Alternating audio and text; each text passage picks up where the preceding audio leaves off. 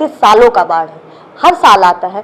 तो क्यों नहीं सर पहले से ऐसा क्या कोई वो नहीं है सिचुएशन सही तरीके से हैंडल करने के लिए कि पहले तरीके से हेल्प नहीं की जा रही है? और फिर उसी समय पे एक खबर ये भी आई, आपको बता दूं दर्शकों की, सड़क पे मैं मौजूद थी और लेखपाल जी ने नाव देने से मना कर दिया। और जब मैंने प्रधान जी से बात की, उन्होंने कहा कि हम तेल के लिए बोल रहे हैं तो तेल मिल नहीं रहा है अफसरों से। विधायक जी कहते हैं कि हम बना रहे हैं, कर रहे हैं, सड़क पर दौरा तो सबका हो रहा है, लेकिन मूलभूत समस्याएं आखिर क्यों सॉल्व नहीं हो रही हैं? और नमस्कार, एनवी भारत देख रहे हैं आप और मैं हूं आपके साथ यशस्वी पाठक। शहर की सुविधाओं का, सेवाओं का ख्याल रखते हुए अक्सर आप चेहरों को देख लेते होंगे। आज एक ऐसे ही चेहरों से रूबरू कराने जा रही हूं आपको। बात कर रही हूं एडीएम राजेश कुमार सिंह की। सर आप बहुत स्वागत है और सबसे पहले बहुत शुक्रिया आपका बहुमूल्य समय देने के लिए। नमस्कार, मैं राजेश कुमार सिंह एडीएम फाइनेंस हूं और मेरा मोबाइल नंबर 94 54 41 76 15 है। 94 54 41 76 15 है। मेरा दायित्व इस जनपद में मैं प्रभारी अधिकारी आपदा हूं, जिसकी वजह से लोगों से हमारा इंटरेक्शन होता है। दुर्भाग्य से 2020 के बाद आपदाएं कुछ अधिक ही आईं। कोविड 2020 में भी रहा, 21 में भी रहा और हम लोगों ने, सभी लोगों ने देखा कि उस समय काफ़ी परेशानियां हुई। आप सबने बहुत ही साहस का परिचय दिया। गवर्नमेंट प्रोएक्टिव रूप से आप लोगों के साथ रही, आपको हम लोग सपोर्ट करते रहे। वर्तमान में मैं प्रभारी अधिकारी आपदा के रूप में जनपद में जो बाढ़ की समस्या है उससे हम लोग रूबरू हो रहे थे। बाढ़ लगभग समाप्ति की ओर है। हम लोगों ने प्रयास किया है कि बाढ़ में जो भी लोग पीड़ित हैं उनको राहत सामग्री, उनको शेल्टर होम्स, उनके पशुओं के लिए चारे की व्यवस्था, उनके यहाँ अगर कोई व्यक्ति बीमार है तो दवाइयों की व्यवस्था, पशुओं के लिए दवाइयों की व्यवस्था, जो भी उनकी नीड्स थी यथासंभव उसको पूरा करने का प्रयास किया गया है। सर आपने बाढ़ का जिक्र किया है, मैं बड़हलगंज में पिछले दिनों मौजूद थी और करीब करीब हर गांव में मैं गई, हर गांव के प्रधान से मैं मिली। वहाँ पे एसडीएम की गाड़ियाँ लगी हुई थी, जिस तरीके से विधायक जी भी सड़कों पर थे। लेकिन एक सवाल जो मुझे, शेल्टर जैसा आपने कहा कि हम राहत सामग्री पहुँचा रहे हैं, और आपको बता दूँ सर कि पूरा गाँव डूब गया है तो हम लोग नाव से भी गए, तो स्थिति इस तरीके की ख़राब है। लेकिन सवाल ये उठता है कि जब मैं लोगों से ये पूछ रही थी कि ये 35 सालों का बाढ़ है, हर साल आता है, तो क्यों नहीं सर पहले से ऐसा क्या कोई वो नहीं है सिचुएशन सही तरीके से हैंडल करने के लिए कि पहले से कुछ एडवांस किया जा सके? हर साल हम इस तरीके से इंतज़ार कर रहे हैं। मैं ये बताना चाहूँगा कि जो हमारा बड़हलगंज क्षेत्र है उसमें एक ओर से राप्ती का पानी आता है और एक ओर से सरयू का पानी आता है।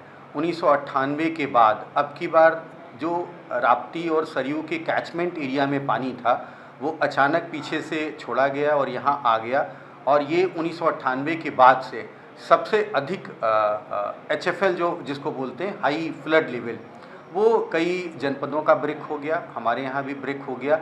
चूँकि वो कछार क्षेत्र है, यद्यपि वहाँ पर बांध है, फिर भी जो प्राकृतिक पानी है उतनी बड़ी मात्रा में रहता है और वहाँ पर राप्ती का संगम है। राप्ती वहाँ पर घाघरा से मिलती हैं और घाघरा का भी अथाह पानी होता है। तो हम लोग पहले से अलार्मिंग सिस्टम है, हम लोगों ने गांव-गांव में मुनादी कराई, अपने यूट्यूब चैनल के माध्यम से लोगों को आगाह किया कि बाढ़ आने वाली है और उसके लिए जो भी बचाव है उसके लिए आप लोग तैयार रहें। जो इसका दीर्घकालीन निदान है कि वहाँ पर कुछ डैम्स बन जाएं, इसके लिए माननीय विधायक जी, माननीय जिलाधिकारी महोदय के स्तर से प्रस्ताव शासन को भेजा जा रहा है। चूँकि यह एक बड़े खर्च का विषय भी रहता है और उससे पूरी तरह से समस्या का कभी भी निदान नहीं होगा। बांध बन जाएगा तो ये होगा कि नदी का पानी क्षेत्र की ओर नहीं आएगा, लेकिन क्षेत्र का पानी नदी की ओर भी नहीं बढ़ पाएगा। इसका अल्टीमेट निदान तो धीरे धीरे ही होगा, जैसे जैसे ये आगे, जैसा माननीय मुख्यमंत्री जी के लेवल पे प्रयास हो रहा है कि नदियों की ड्रेजिंग हो। आगे जो घाघरा है वो गंगा में मिलती हैं, सरयू गंगा में मिलती हैं और वो गंगा बिहार में जाकर के छिछली हो जाती हैं, उथली हो जाती हैं। तो जब वहाँ पर ड्रेजिंग होगी, जितनी तेज़ी से गंगा जी का पानी निकलेगा उतनी ही तेज़ी से सरयू का पानी निकलेगा, उतनी ही तेज़ी से राप्ती का पानी निकलेगा। आगामी वर्षों में संभवतः ड्रेजिंग पर भी काम होगा, तो जितनी अधिक काम ड्रेजिंग पर हो जाएगा उतना ही ज़्यादा बाढ़ की समस्या कम होती चली जाएगी। सर निचले स्तर पर बात कर लेते हैं। जब मेरा जो अनुभव रहा वहाँ पर जा करके, और कई गांव मैंने कवर किए, एक दो गांव की नहीं, हर गांव में जो जिस तरीके की समस्या आई, जब लोगों ने बात की तो उन्होंने कहा कि उस तरीके से हेल्प नहीं की जा रही है। और फिर उसी समय पे एक खबर ये भी आई, आपको बता दूं दर्शकों, कि सड़क पे मैं मौजूद थी और लेखपाल जी ने नाव देने से मना कर दिया। और एसडीएम उन्होंने कहा, मैंने कहा कि सर नाव क्यों नहीं आप लोगों के लिए दे रहे हैं, क्योंकि शिकायतें आ रही थी कि नाव चलाई नहीं जा रही हैं। और नाव चलाने ना जाने के बाद किस तरीके की दिक्कत, आपात दिक्कत आ रही थी लोगों को, तो उन्होंने शिकायत की मुझसे। मैं आपसे निचले दर पे ये सवाल करना चाहती हूँ। उन्होंने कहा कि साहब के लिए ये नाव है, एसडीएम सर आएंगे या कोई और आएगा, वो जाएगा इस नाव से, और हम इंतज़ार कर रहे हैं, जब वो लोग नहीं होंगे तब हम जनता के लिए नाव खोलेंगे। इस तरीके के सर लापरवाही पर आप क्या कहेंगे? निचले स्तर पर आपने ऑर्डर दे दिया, आपने सुविधाएं दे दी, आपने मुनादी करा दी, लेकिन सर ये गारंटी कौन ले रहा है कि निचले स्तर पर सबकी जिम्मेदारियां लोग निभा रहे हैं?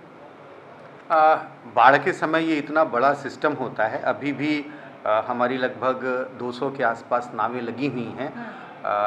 वो एग्जैक्ट मैं घटना तो नहीं जानता, लेकिन ऐसा होता है कि नाव से राहत सामग्री भी डिस्ट्रीब्यूट कराई जाती है। तो कुछ नावें प्रशासन भी अपने पास रखता है कि जो खाने पीने की सामग्री है या अन्य कोई सामग्री है, हमारी नावों से गाँव तक पहुँच सके। तो जब कभी बाढ़ आती है, उसमें जितनी डिमांड होती है उसको हम अपने जनपद से भी पूरा करते हैं। हमने करीब 12 स्टीमर, एक स्टीमर लगभग 4 से 5 नाव के बराबर काम कर जाता है। तो इलाहाबाद से वो स्टीमर, प्रयागराज से स्टीमर मंगवाया। अन्य नावों की भी आवश्यकता रहती है तो हम लोग बाहर से उसको मंगाते हैं। हमने ये भी ग्राम प्रधान जी लोगों से अनुरोध किया कि चूँकि वहाँ पर बाढ़ हर वर्ष आती है, और ग्राम प्रधान जी लोगों ने स्वयं ये बात रखी कि एक नाव की कीमत लगभग 50,000 60,000 रुपये के आसपास होती है। तो कुछ नावें, कुछ संसाधन स्थानीय स्तर पर भी रख लिए जाएं, जिससे जब कभी ऐसी स्थिति हो उनका भी उपयोग किया जा सके। वे नावें भी गवर्नमेंट की ही नावें हों, ग्राम पंचायत की नावें हों, और उनका उपयोग किया जा सके। सर आपने स्टीमर की बात की है तो सवाल उस पर भी उठ जाता है, क्योंकि आपने व्यवस्थाएं दे दी हैं, स्टीमर दे दी हैं, और मेरे पास वो वीडियो है सर, जहां पर खास तौर पर जब मैंने प्रधान जी से बात की, उन्होंने कहा कि हम तेल के लिए बोल रहे हैं तो तेल मिल नहीं रहा है अफसरों से। विधायक जी कहते हैं कि हम बना रहे हैं, कर रहे हैं, सड़क पर दौरा तो सबका हो रहा है, लेकिन मूलभूत समस्याएं आखिर क्यों सॉल्व नहीं हो रही हैं? और उन्होंने कहा कि हम जितना कर पा रहे हैं, हम अपनी तरफ से तेल दे रहे हैं, स्टीमर चला रहे हैं, लेकिन अफसर लोग तेल नहीं भरवा रहे हैं स्टीमर पर। उस पर आपका जवाब चाहती हूँ। देखिए, हमेशा अपवादों की बात आप लोगों के पास हो जाती है। कल भी हम लोग क्षेत्र में गए थे। कभी भी आप किसी क्षेत्र में जाएंगे तो कुछ ना कुछ लोग थोड़ी बहुत अपनी शिकायतें रखते हैं, इसीलिए मैंने अपना नंबर भी शेयर कर दिया। अगर कोई व्यक्ति अपनी कोई बात रखना चाहता है, उसको लगता है कि यहाँ और सुविधाएं हो जाएं और व्यवस्थाएं हो जाएं, मैं लगातार अपना नंबर शेयर कर देता हूँ। अगर बताई जाती है तो वो उसकी अवेलेबिलिटी हो जाती है। जब भी कोई बड़ा कार्य होता है या बड़ी आपदा होती है तो ऐसा होता है कि कुछ लोग उससे संतुष्ट नहीं रहते या उनकी अपनी ग्रीवांस होती है, और एक पब्लिक की सामान्य वो होता है। जब भी आप उनसे पूछेंगे तो उनकी संतुष्टि का प्रधान, जनप्रतिनिधि प्रधान जी से बात, कोई बात नहीं, प्रधान भी ऐसा हो सकते हैं, उनका भी अपना दायित्व है। प्रधान अब हमारी इकाई है, उनका भी अपना दायित्व है कि यदि उनके गांव में कोई ऐसी बात है तो वो भी उसको उपलब्ध कराएं। हमेशा याचक ही ना रहें, स्वयं देने वाले भी बने। जी। अच्छा, अब क्योंकि ये बाढ़ की बात थी, और जैसा आपने शुरू में ही कोरोना का भी जिक्र किया, उसमें बहुत तरीके से आप उपलब्ध नज़र आए हर तरीके। जैसा आप कह रहे हैं कि नंबर मैं दे रहा हूं, और ये दर्शकों में आपको बताऊं ये सच है, क्योंकि अगर इस शहर में कोई चेहरा सबसे ज़्यादा एक्टिव नज़र आएगा आपको, तो वो आपको ये चेहरा नज़र आएगा।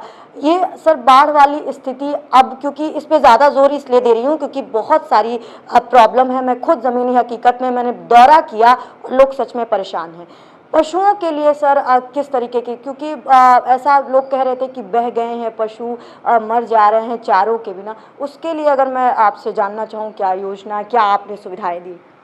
देखिए, पशुओं के लिए चारे की पर्याप्त व्यवस्था है और हम लोग भ्रमण भी कर रहे हैं। मैं आपकी सूचनाओं को निगेट नहीं कर रहा हूँ, मना नहीं कर रहा हूँ। अगर कहीं आपके पास कोई फर्स्ट हैंड सूचना हो, कोई नंबर हो, हमारे पास हर चीज़ पर्याप्त है। और जहाँ तक बड़हलगंज क्षेत्र है, जैसा कि आपने भ्रमण भी करके देखा होगा, वहाँ सड़कों पर भी पानी की स्थिति थी।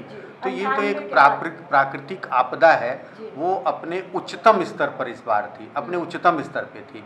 लेकिन अब सड़कें खाली हो गई हैं और मुझे लगता है कल परसों तक मैक्सिमम गाँव तक हमारी रीच हो जाएगी।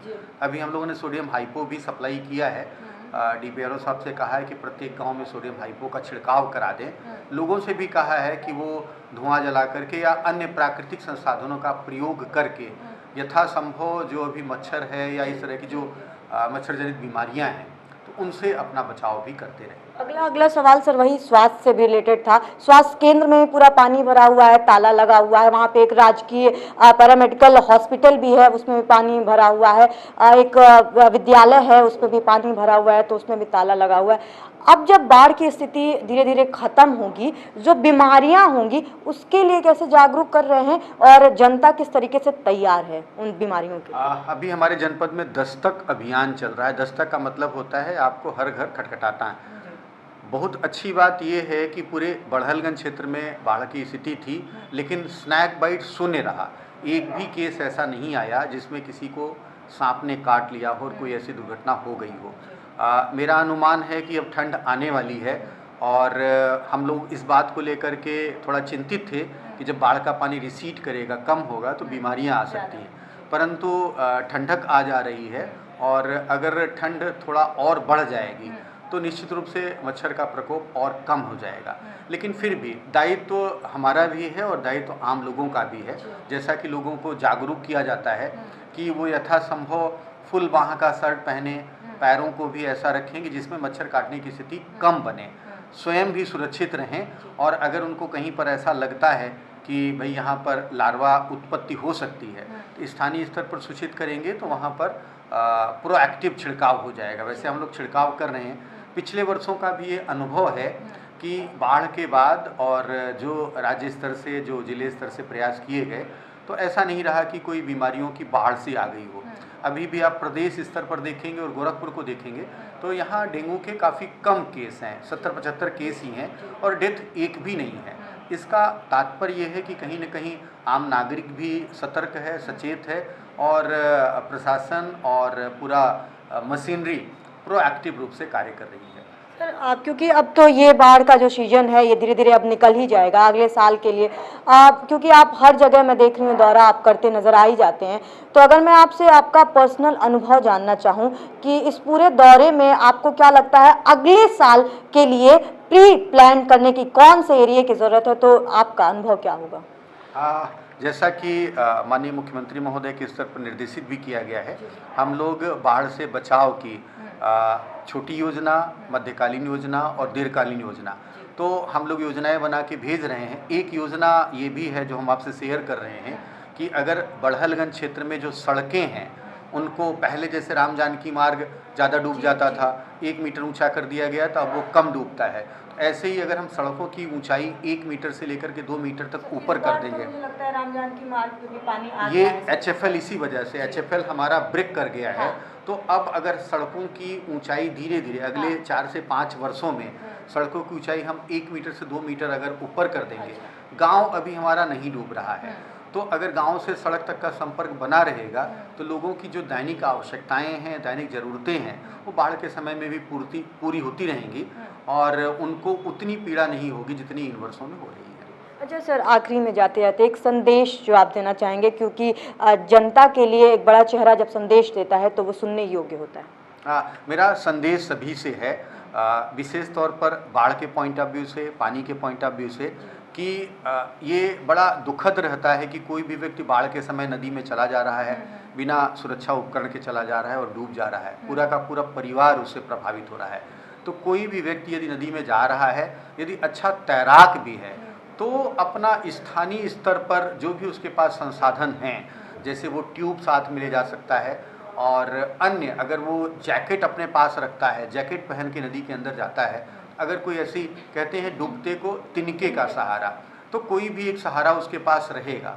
दूसरा एक बात मैं कहना चाहता हूँ, जो तैराक भी हैं वो घबरा जा रहे हैं। यदि नदी में उनकी नौका में कोई दिक्कत आ रही है या स्वयं भी फंस जा रहे हैं तो घबराएं न। यदि वो तैरना जानते हैं और नदी की धारा के विपरीत नहीं, नदी की धारा के समानांतर यदि वो तैरेंगे तो बाहर आ जाएंगे।